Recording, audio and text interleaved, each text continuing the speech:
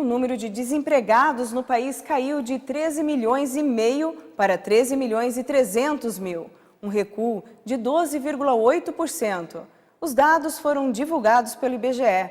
Apesar da queda, o número de pessoas que procuram por emprego continua alto.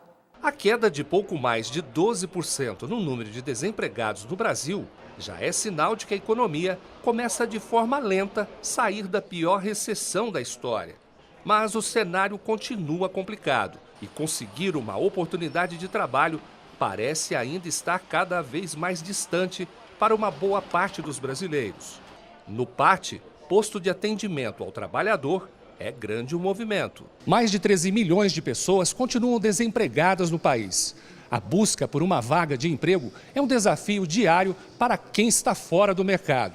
Os postos de atendimento em todo o país é sempre assim. Em todo lugar que chega, né, tem muita gente, muito concorrente para uma vaga, então está muito difícil.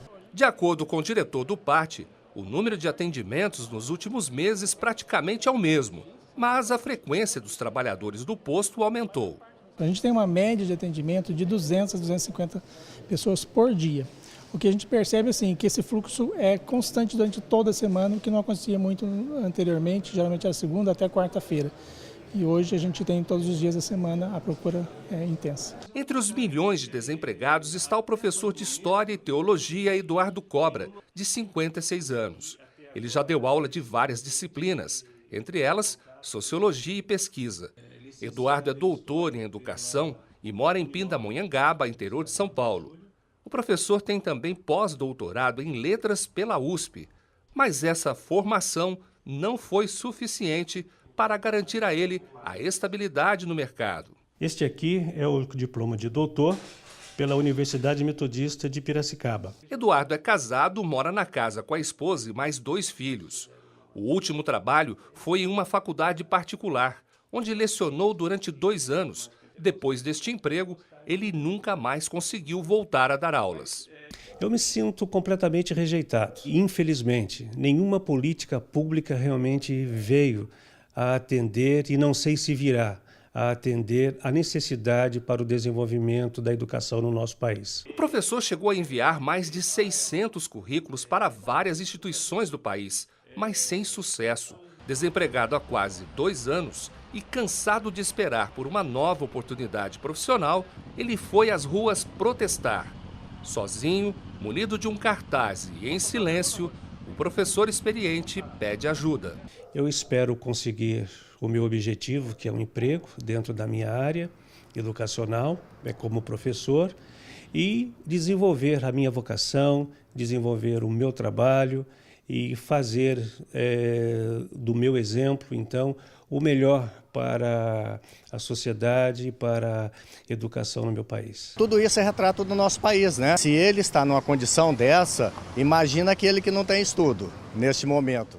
A Secretaria Municipal de Esportes e Lazer de Pindamonhangaba abriu vagas para novas turmas de handebol e vôlei para jovens de 8 a 15 anos. A aula de handebol vai acontecer no ginásio esportivo do bairro do Araretama, na terça e quinta, das 16 às 17 horas. Já as de vôlei serão no Centro de Treinamento Luiz Calói, segunda, quarta e sexta, das 9 às 10 da manhã. Para fazer a inscrição, basta ir até a secretaria desses locais, levando 2 fotos 3x4, cópia do comprovante de endereço, cópia do RG ou da certidão de nascimento. Todas essas aulas são gratuitas. Segue o repórter setorial. As notícias que acontecem fora da nossa região também são destaques aqui no Giro News.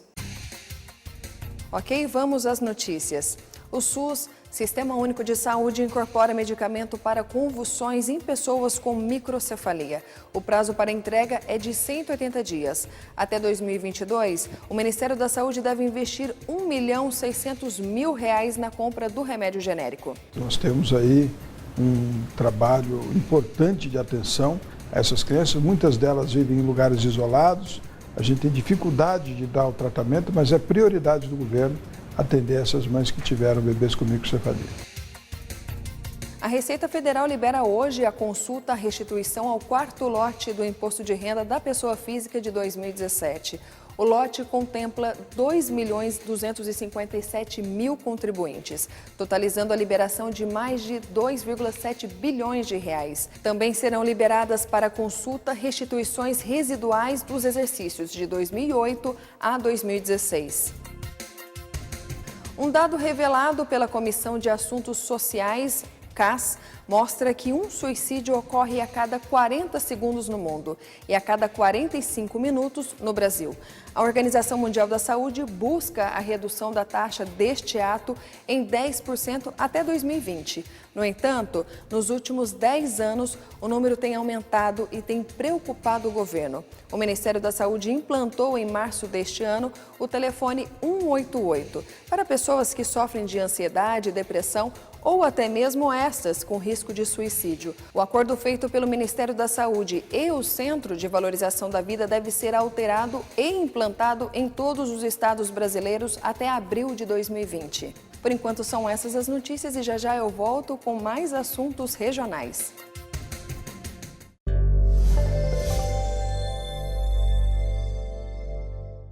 Filhos são tão importantes e tão ansiosamente esperados que chega a ser até uma reação natural a superproteção, o excesso de zelo. E até que ponto isso prejudica e como a gente pode fazer com que o apoio não se torne realmente uma situação doentia. Hoje nós vamos falar sobre esse assunto. Estamos recebendo aqui Tainá Machado, é psicóloga, está aqui conosco e vai falar sobre essa superproteção. Tudo bem, Tainá? Tudo Muito ótimo. obrigado por ter vindo aqui. Tem até música, né, do Erasmo Carlos. Mãe, não sou mais menino, tal, pari meu destino. Você já fez a sua parte me pondo no mundo. Agora, né? Mas tem gente que bota no mundo e continua superprotegendo até o menino chegar no exército, ou a menina já... Fase adulta, né? É, um negócio que às vezes pode ser bastante prejudicial, né? Muito. E isso vem ao longo com o tempo mesmo. Adolescência, fase adulta, aí que vai aparecendo mesmo esses prejuízos. Porque enquanto é criança, tá tudo certo. Os pais adoram até, mas esse prejuízo acaba afetando a adolescência e fase adulta. Afeta a escolaridade, talvez? Muito. Né? É um ponto assim que afeta bastante, principalmente os adolescentes. Uhum. Porque essa coisa de ficar ali cobrando e fazendo dever de casa e tudo mais, pode fazer com que a criança, menino ou menina, né, fique altamente dependente, não consiga estudar sozinho? Exatamente. Ele vai, quando vai se inserindo já na fase da adolescência, são outros grupos, né, que esse adolescente e esse adulto vai se inserindo na vida dele. Então, os pais, eles já vão ficando em plano de fundo já. E aí a pessoa tem que começar, esse indivíduo tem que começar a ingressar no mundo. E isso para ele é muito difícil. Porque ele não cria tanto essa autoconfiança em saber que ele é capaz de conquistar as coisas. Uhum. No meu tempo de estudante, tinha lá aquele menino super protegido, o pessoal falava, filhinho de mamãe e tal, parará, papai. Acabava acontecendo um bullyingzinho, que na época não se chamava bullying, mas já existia, né? Hoje é mais comum essa superproteção dos pais. É muita violência, é muita insegurança que os pais sentem e eles acabam tendo comportamentos de não vai a tal lugar. Então, eles acabam limitando essa criança e até mesmo esse adolescente, devido à violência, às doenças e tudo mais. Tanto assim, emocionalmente, quanto fisicamente mesmo. O medo dos pais, né, do filho ser agredido, sair e acabar sendo assaltado. Então, eles acabam fechando o filho numa redoma, numa bolha. Uhum. Eu sei de um caso, por exemplo, de um garoto que passa o dia inteiro no computador, né? Está lá o dia inteiro seguindo lá aqueles jogos que às vezes são até prejudiciais, né? Que ensinam bobagem. Tem hoje site que ensina a fazer até bomba, né? E a garotada fica lá naquele jogo e tal, aí o pai e a mãe falam assim, bom, pelo menos não está fumando maconha, pelo menos não está no meio da rua, pelo menos... Mas eu acho que devia haver um meio termo nisso tudo, né? Porque o dia inteiro também diante do computador, o cara vira um nerdzinho da vida. Sim, e assim, eu falo para os pais, né, no consultório, a internet, ela veio como um facilitador mesmo.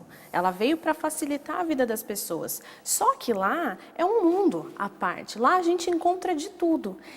E os pais, não, hoje em dia, eles não têm mais tanto tempo para ficar fiscalizando os filhos. Então, se o filho está em casa, aí está ótimo. É como você falou, não está na rua, não está usando drogas, não está bebendo, não está em situação de risco. Mas, às vezes, esse risco está dentro de casa, com a internet, porque não tem uma fiscalização. E a criança, porque hoje as crianças também têm acesso aos tablets, né? Os pais, hoje, eu falo que trocaram a chupeta pelo tablet. Isso que eu ia falar, né? Porque às vezes não é só em casa, porque ele está com o telefone, que é um computador na mão, pelo meio da rua, na escola e tal, né?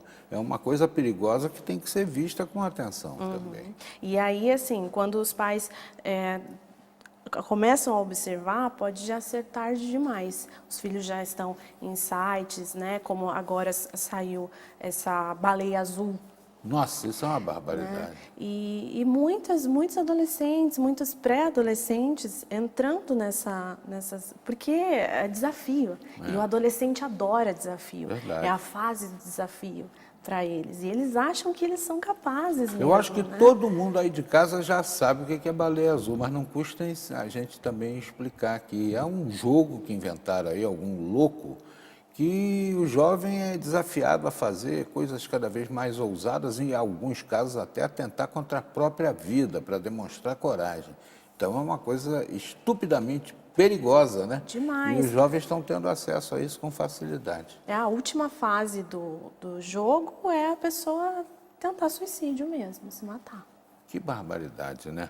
Bom, aí a gente falou dos exageros das crianças. E como é que a gente pode identificar, até para o pai cair em si, né, a ficha cair, ele perceber que está exagerando no excesso de cuidado e no excesso de zelo? Mas vou pedir para você pensar na resposta aí, porque nós vamos continuar com o jornal e daqui a pouco a gente volta com esse tema.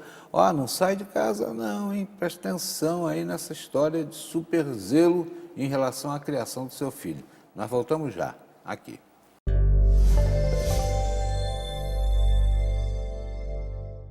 Como você costuma descartar o lixo eletrônico? No próximo bloco, você vai conhecer uma iniciativa que tem feito a diferença na vida de muitas pessoas. Voltamos já!